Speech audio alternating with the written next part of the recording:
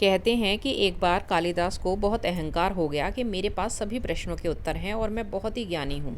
वह एक गांव से गुजर रहे थे। उन्हें प्यास लगी तो उन्होंने द्वार पर खड़े होकर आवाज़ लगाई, माते पानी पिला दीजिए, बड़ा पुण्य होगा। तो स्त्री ने कहा, बेटा मैं तुम्हें जानती नहीं, पहले अपना परिचय तो दो। कालिदास जी ने कहा, मैं पथिक हूँ, कृपया पानी पिला दें। स्त्री ने कहा, तुम पथिक कैसे हो सकते हो? पथिक तो केवल दो ही हैं, सूर्य व चंद्रमा, जो कभी रुकते नहीं, हमेशा चलते रहते हैं।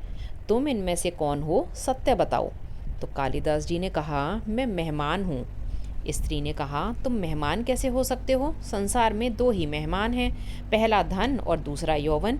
इन्हें जाने में समय नहीं लगता। अब सत्य बताओ, कौन हो तुम? तो कालिदास जी ने कहा, मैं सहनशील हूँ।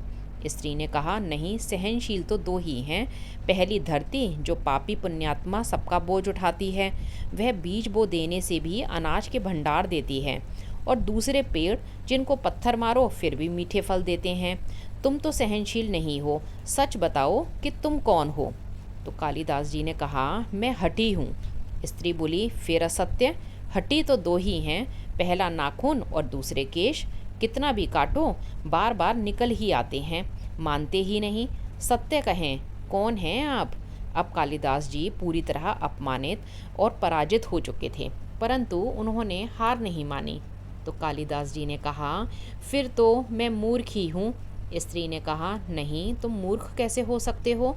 मूर्ख दो ही हैं, पहला वह राजा जो बिना योग्यता के भी सब पर शासन करता है, और दूसरा जिसको यह भी याद नहीं कि एक दिन मेरी मृत्यु निश्चित है, परंतु फिर भी पाप कर्म करता है।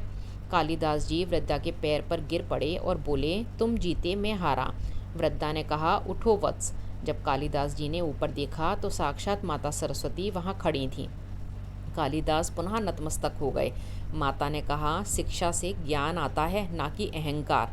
तूने शिक्षा के बल पर प्राप्त मान और प्रतिष्ठा को ही अपनी उपलब्धि मान लिया और अहंकार कर बैठे। इसलिए मुझे तुम्हारे चक्षु खोलने के लिए यह सब करना पड़ा। कालिदास जी को अब अपनी गलती समझ में आ गई और तभी कालिदास जी का स्वप्न टूट गया। वह इधर उधर देखने लगे। कहानी से यही सीख मिलती है कि अहंकार तो राजाओं का भी नहीं रहा। जहाँ मैं है वहीं अहंकार का जन्म होता है। अपना बुरा वक्त इंसान को नहीं भूलना चाहिए, नहीं तो प्रभु की मार में आवाज़ नहीं होती। राधे राधे, जय श्री कृष्णा।